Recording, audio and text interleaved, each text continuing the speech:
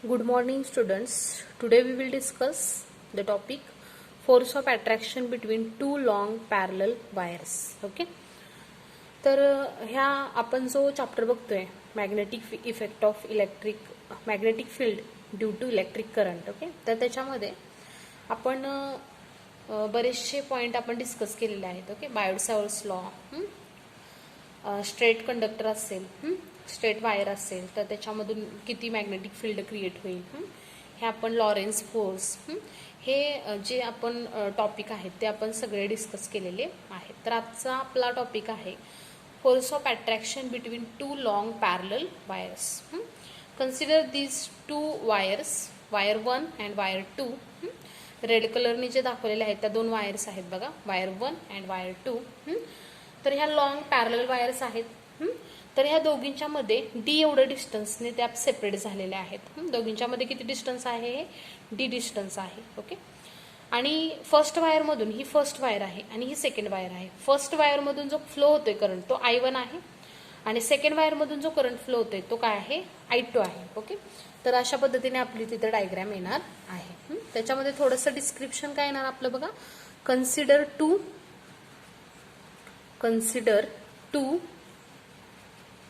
long parallel wires separated by a distance d, let I1 and I2 let I1 and I2 be the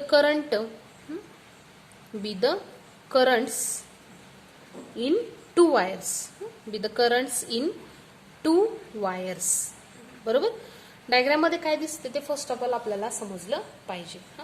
consider to long parallel wires, दोन wire आहेत, D एवढ्या डिस्टन्सने त्या separate झालेल्या आहेत. Okay. तर first wire मधून जो current flow होते तो I1 आहे, सेकंड वायर मधून जो करंट फ्लो होते तो I2 आहे. ओके. तर आता आपल्याला काय माहित आहे बघा, याच्या आधी आपण एक पॉइंट बघितलेला आहे. The magnetic field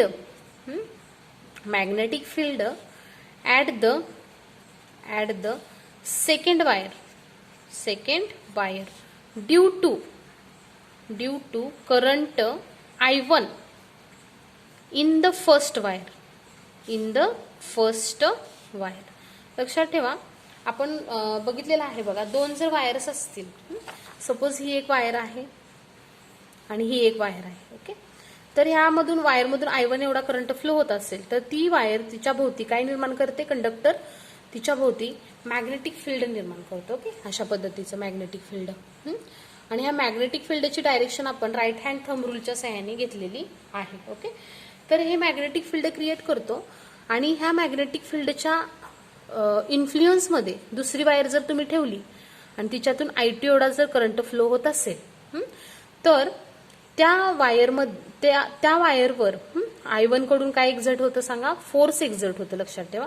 I1 या वायरकडून I2 या वायरवर फोर्स एक्झर्ट होतं आणि ते फोर्स मॅग्नेटिक फील्ड काय निर्माण करतं, त्याच्यावर force magnetic field at the second wire मुळे त्या सेकंड वायरवर जे करंट I1 फर्स्ट वायर मुळे जे करंट फ्लो होतो त्याच्यामुळे काय निर्माण होतं, मॅग्नेटिक फील्ड निर्माण होतं. तर ते किती असतं, बाय युझिंग बायोट-सॅवर्ट्स लॉ आपण बघितलेला आहे. तर ते किती असतं, B is equal to μ0 I1 divided by 2πd.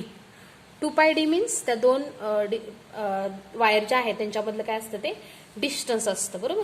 म्हणजे किती मॅग्नेटिक फील्ड सेकंड वायरवर निर्माण होणार, कोणत्या वायरमुळं, फर्स्ट वायरमुळं, ज्याच्यातून I1 एवढा करंट फ्लो होते. तर ते किती आहे, B is equal to μ0 I1 upon 2πd. Here D is the separation between that two wires. दोन वायर्स मधलं काय आहे ते डिस्टन्स आहे. लक्षात ठेवा. हे आपण बायोट-सॅवर्ट्स लॉ वरून बघितलेलं आहे. This is the equation number 1. Okay. आता by right hand rule the direction of field is into the plane of the paper असते. लक्षात ठेवा. ही मॅग्नेटिक फील्डची डायरेक्शन कशी असते, तर थंबच्या डायरेक्शननी करंट असतो आणि जे बाकीचे आपण जे कर्ल फिंगर करतो त्यांची डायरेक्शन म्हणजे कशाची असते, तर मॅग्नेटिक फील्डची असते ती कशी आहे, इनवर्ड आहे, म्हणजे प्लेनच्या आतमध्ये जाणारे आहे. आणि त्या direction of field is into the plane of the paper. Okay, आतमध्ये जाणारे आहे, म्हणजे अशी आपण डायरेक्शन त्या फील्डची दाखवू शकतो. Okay, by applying Lawrence force. आता लॉरेन्स फोर्स आपल्याला माहित आहे काय आहे. Lorentz force, the force on, खाली म्हणायचं apply Lawrence force. Okay, Lawrence force म्हणजे आपण बघितलेलं आहे काय असतं ते, लॉरेन्स फोर्स. लॉरेन्स फोर्स म्हणजे काय, तर इलेक्ट्रिक फील्ड कडून निर्माण होणार force. Net force is equal to काय असतं, इलेक्ट्रिक फील्डमुळे निर्माण होणारं फोर्स त्या कंडक्टरवर, आणि मॅग्नेटिक फील्डमुळे निर्माण होणारं फोर्स ते म्हणजे नेट फोर्स, लॉरेन्स फोर्स असतं. The force on wire 2, the force on wire 2 because of the current I2, because of current I2 एवढा करंट फ्लो होते वायर 2 मध्ये. And the magnetic field B, and the magnetic field किती create होते तिथं, B, magnetic field B due to current in wire first is given by, due to current in wire first, due to current in wire first is given bye, wire first is given bye काय आहे बघा formula तो, given by. तर कसं घेतो आपण, force is equal to, बघितलेलं आहे आपण हे. आता सेकंड वायर मध्ये किती करंट फ्लो होतोय, I2 एवढा, इंटू मॅग्नेटिक इंडक्शन किती आहे, μ0 I1, आपण वरती काढलेला आहे 1 मध्ये, 2 पाय d. ओके, इंटू काय येणार, इंटिग्रेशन ऑफ डीएल येणार. लक्षात ठेवा, इंटिग्रेशन ऑफ डीएल येणार, कारण तुम्हाला माहित आहे Lorentz force is equal to काय असतं, तर current into magnetic field into length असते. लक्षात ठेवा. ओके, IBL हा फॉर्म्युला आपण बघितलेला आहे. एवढं फोर्स काय होतं सांगा, द फोर्स ऑन वायर 2 वर एक्झर्ट होतं, कुणाकडून, वायर 1 कडून. ह्या वायरमुळे ह्या वायरवर काय निर्माण होतं, फोर्स क्रिएट करते ही वायर. आणि तुम्हाला माहित आहे जर ह्यांची डायरेक्शन सेम असेल I1 आणि I2 ची, तर त्यांच्यातलं फोर्स काय असतं, अट्रॅक्टिव्ह फोर्स असतं. आणि I1 आणि I2 ची डायरेक्शन जर अपोजिट असेल, सपोज I2 असा असेल, तर त्यांच्यामध्ये जे फोर्स असतं ते रिपल्सिव्ह फोर्स असतं. लक्षात ठेवा. बरोबर, म्हणजे काय येणार इथं, force is equal to IB into L येणार. तर कोणत्या वायरसाठी काढायचं आहे आपल्याला, द फोर्स ऑन वायर 2 साठी, म्हणजे वायर 2 मध्ये किती करंट फ्लो होतोय, I2. मॅग्नेटिक फील्ड इक्वेशन 1 वरून काय आलेलं आहे बघा, आपलं मॅग्नेटिक फील्ड इक्वेशन 1 वरून काय आलेलं आहे, μ0 I1 डिवाइड बाय 2 पाय d. ती व्हॅल्यू येतं बी ची काय करायची आपण, पुट करायची. आणि L लेंथ घ्यायची वायरची, पण वायर कशी घेतोय आपण, लॉंग वायर घेतोय, त्यामुळे लेंथ घेऊन चालणार आहे का आपल्याला, नाही. तर आपण त्याच्यावरचा काय घेतो, एक स्मॉल सेगमेंट घेतो ह्या वायरचा, एक स्मॉल काय घेतो, असा सेगमेंट घेतो, ज्याची लेंथ किती असते, DL असते. तीच काय करतो आपण, इंटिग्रेट करतो. ही DL तुम्ही एकत्रित करत गेला तर त्या टोटल वायरची काय मिळते आपल्याला, लेंथ मिळते. म्हणून इथं असं लिहिलेलं आहे integration of DL, that is the force. कुणामुळे निर्माण झालेलं, फर्स्ट वायरमुळे. Okay, due to current in the first wire. Okay, आणि कुणावर एक्झर्ट झालेलं, सेकंड वायरवर. Okay, I2B into L, that is the I2, B म्हणजे μ0 I1 अपॉन 2 पाय d, आणि इंटिग्रेशन ऑफ DL इथं घ्यायचं आहे. लक्षात ठेवा, हे समजलं पाहिजे तुम्हाला. आणि हे फोर्स कसं असतं, दिस इज अट्रॅक्टिव्ह फोर्स असतं. कसं असतं, अट्रॅक्टिव्ह फोर्स असतं. लक्षात ठेवा, अट्रॅक्टिव्ह फोर्स, कारण दोघांचा करंटची डायरेक्शन काय आहे, सेम आहे. जिथं करंटची डायरेक्शन सेम असते, लक्षात ठेवा. आता सपोज ही एक वायर आहे आणि ही एक वायर आहे, याच्यातून I1 एवढा करंट फ्लो होतोय, याच्यातून I2 एवढा करंट फ्लो होतोय. डायरेक्शन दोघांची काय आहे, सेम आहे. त्यामुळे ह्यांच्यामध्ये जे फोर्स एक्झर्ट होतं ते कसं असतं, अट्रॅक्टिव्ह फोर्स असतं, अट्रॅक्टिव्ह. ओके, हे आपण बघितलेलं आहे. आणि सपोज फॉर एक्झाम्पल 2 वायर घेतल्या तुम्ही आणि त्यांच्या करंटच्या डायरेक्शन कशा असतील, अपोजिट असतील, तर त्यांच्यामध्ये कसलं फोर्स असतं, रिपल्सिव्ह फोर्स असतं. कसलं असतं, रिपल्सिव्ह फोर्स असतं. बरोबर, तर हा त्याच्यामध्ये महत्वाचा भाग आहे. ओके, तर आता इन्फायनाइटली लॉंग वायर आहेत, त्यामुळे हे फोर्स पण काय येतं आपलं, इन्फायनाइटच येतं. लक्षात ठेवा. मग फोर्स पर युनिट लेंथ जर आपल्याला काढायची असेल, ही length, force per unit length काढायचं आहे आपल्याला. लक्ष द्या, फोर्स पर युनिट लेंथ काय येईल बघा, फोर्स पर युनिट लेंथ जर तुम्ही घेतली तर इथं काय फोर्स पर युनिट लेंथ आपण किती घेतली, इंटिग्रेशन ऑफ डीएल घेतलेले आहे, इज इक्वल टू काय येणार बघा, I2 हाच formula, I2 mu zero I1 divided bye किती येणार सांगा, 2 पाय डी असा फॉर्म्युला येणार आहे. ओके, हेच कसं लिहिलेलं आहे बघा, फोर्स पर युनिट लेंथला हे डीएलचे इंटिग्रेशन केले तर तुम्हाला टोटल लेंथ मिळते बाहेरची. फोर्स पर युनिट लेंथलाच काय म्हणतात तर एफ डॅश असं दाखवलेलं आहे बुकमध्ये. F dash that is the force per unit length is equal to I1 I2 असा फॉर्म्युला लिहिलेला आहे. पाय डी म्यू झिरो हेच असं खाली लिहिलेलं आहे बघा, म्यू झिरो अपॉन 2 पाय लिहिताना असं लिहिलेलं आहे I1 I2 upon D. That is the force per unit length is equal to काय आला आपला फॉर्म्युला, म्यू झिरो अपॉन 2 पाय I1 I2 अपॉन डी हा फॉर्म्युला आलेला आहे. हे अट्रॅक्टिव्ह फोर्स असतं. आता जर तुम्ही कसलं फोर्स घेतलं, रिपल्सिव्ह फोर्स घेतलं तर ते पण सेमच येणार एवढंच. किती येणार, म्यू झिरो अपॉन 2 पाय I1 I2 अपॉन डी. फक्त काय येणार सांगा, ते अँटी पॅरल I1 I2 काय असतील, दोघं एकमेकांना अपोजिट डायरेक्शननी फ्लो होत असतील. केस सेकंड पण तुम्ही लिहू शकता. केस सेकंड काय लिहू शकता, wire carrying current in opposite direction. त्यावेळी तेच फोर्स येणार, मॅग्निट्यूड सेमच येणार दोघांचं, अपोजिट डायरेक्शन. तर त्यावेळी ते फोर्स कसलं येणार, फक्त रिपल्सिव्ह फोर्स येणार. The force will be repulsive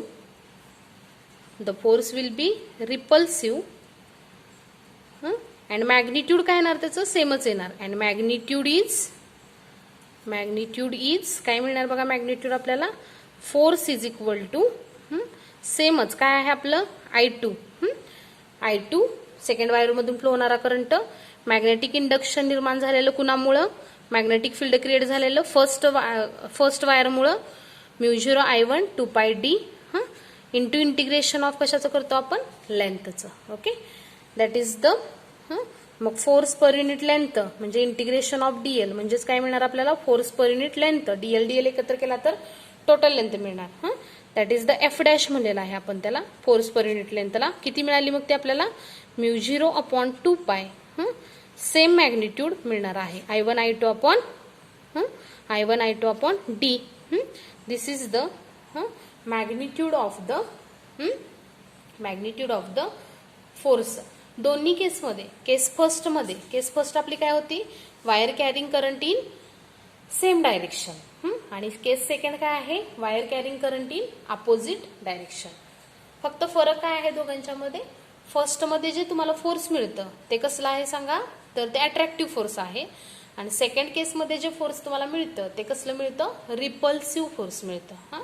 दोघांचं मॅग्निट्यूड सेमच फॉर्म्युला येणार आहे, लक्षात ठेवा, दोघांचा फॉर्म्युला सेमच येणार आहे. ओके, फक्त ते फोर्स कसं असणार आहे, रिपल्सिव्ह फोर्स असणार आहे.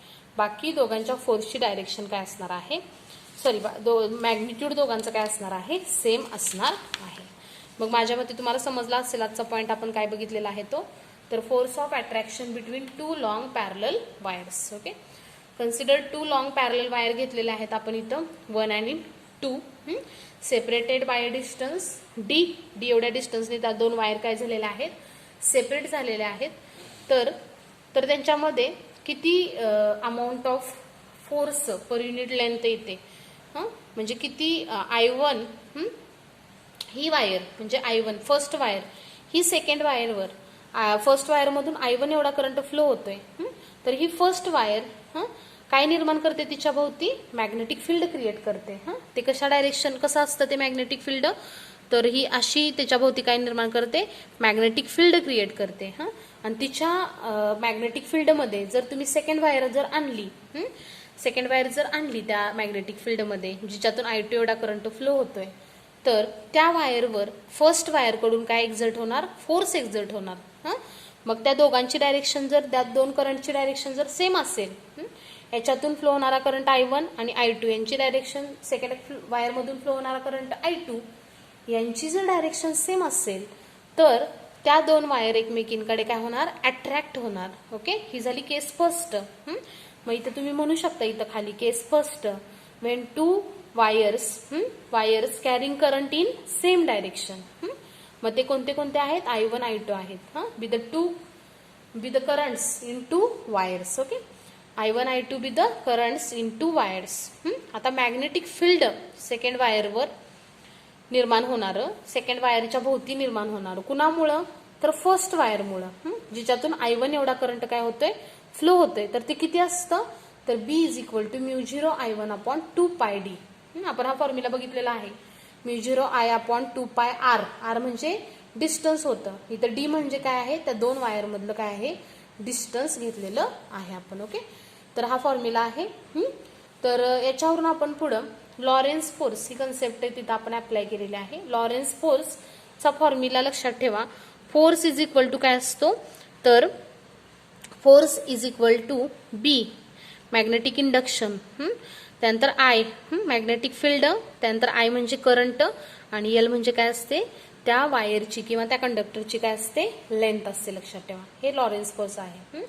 तर ते कोण अप्लाय करणार, the force on wire 2 second नंबरच्या वायरवर अप्लाय होणार. कुणामुळं, because of current I2 current flow होतोय सेकंड वायर मधून, अँड मॅग्नेटिक फील्ड जे निर्माण होते ड्यू टू कुणामुळे निर्माण झालेलं मॅग्नेटिक फील्ड, फर्स्ट वायरमुळे निर्माण झालेलं.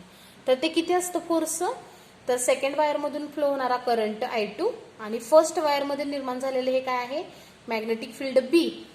फॉर्म्युला काय होता आपला Fचा, तर I current into magnetic field B into काय असते, लेंथ असते. बरोबर, मग इथं कुणामध्ये निर्माण होतं ते फील्ड, I2 मध्ये, म्हणजे सेकंड वायरच्या करंटमध्ये. सेकंड वायर किती करंट फ्लो करते, I2 एवढा. मॅग्नेटिक फील्ड कुणाचा आहे, फर्स्ट वायरचा आहे. ते किती आहे, μ0 I1 upon 2πd into integration of dl घ्यायचं. कारण आपली वायर कशी आहे, लॉंग आहे, इन्फायनाइट लेंथ आहे तिची. त्यामुळे आपण तिथं काय करायचं, एक स्मॉल इलेमेंट कन्सिडर करायचं आणि त्याचं इंटिग्रेशन करायचं. जर त्या स्मॉल इलेमेंटचं जर तुम्ही इंटिग्रेशन केलं, सपोज हा तुम्ही स्मॉल इलेमेंट घेतला आणि ह्याचं तुम्ही हा स्मॉल इलेमेंटचं इंटिग्रेशन केलं, तर आपल्याला टोटल वायरचं काय मिळतं, लेंथ मिळते. म्हणून हे अशा पद्धतीने घेतलेलं आहे. This is the attractive force आहे. का, कारण दोन वायर मधून सेम डायरेक्शननी करंट फ्लो होतोय, आणि अपोजिट होत असेल तर ते रिपल्सिव्ह असतं. मग ह्याच केसमध्ये आपण फक्त काय काढली, force per unit length. Force हे इंटिग्रेशन डीएल आपण काय घेतलं, इकडच्या साईडला घेतलं, तर काय येणार आपलं, फोर्स पर युनिट लेंथ असंही लिहू शकता तुम्ही. इंटिग्रेशन डीएल ला तुम्ही एल पण म्हणू शकता. Total length is equal to काय मिळणार, I2 μ0 I1 अपॉन 2πd. हेच इक्वेशन रिअरेंज करा. μ0 अपॉन 2π एका साईडला घ्या, I1 I2 अपॉन d एका साईडला घ्या. इक्वेशन रिअरेंज केलं की आपल्याला F डॅश म्हणजे फोर्स पर युनिट लेंथ मिळते, तर ती एवढी मिळते. आणि सेकंड केसमध्ये जर तुम्ही बघितलं तर wire carrying current in opposite direction, त्यांच्यामध्ये फोर्स कसला असतं, रिपल्सिव्ह, आणि त्याचं मॅग्निट्यूड पण सेमच मिळतो, तोच फॉर्म्युला मिळतो. I2 μ0 I1 upon 2πd into integration of dl. That is the force per unit length. That is the F dash. त्याला आपण म्हटलेलं आहे. तर ते किती आहे, μ0 upon 2π I1 I2 upon d. दोघांचं मॅग्निट्यूड सेम, फक्त फर्स्ट केसमध्ये जे फोर्स असतं ते अट्रॅक्टिव्ह असतं, कारण करंट सेम डायरेक्शननी फ्लो होतो. आणि सेकंड केसमध्ये जे फोर्स मिळतं आपल्याला ते कसं असतं, रिपल्सिव्ह असतं, कारण त्यांच्यामध्ये जी करंट फ्लो होतो तो कसा असतो, तर तो करंट जो फ्लो होतो तो अपोजिट डायरेक्शन असतो. ओके, अशा पद्धतीने आपण force of attraction between two long parallel wires हा पॉइंट डिस्कस केलेला आहे. माझ्या मते सगळ्यांना हा पॉइंट समजला असेल. ओके, एक्झाममध्ये तुम्हाला याच्यावर 3 मार्क्ससाठी क्वेश्चन येऊ शकतो. Derive the formula for force of attraction between two long parallel wires. Okay, न्यूमेरिकलसाठी पण आपल्याला हा क्वेश्चन येऊ शकतो. तर तो फॉर्म्युला लक्षात ठेवा. MCQ साठी पण तो फॉर्म्युला तुम्हाला महत्वाचा आहे. ओके, तर force of attraction between two long parallel wires हा पॉइंट आपण डिस्कस केलेला आहे. Okay, all of you, thank you.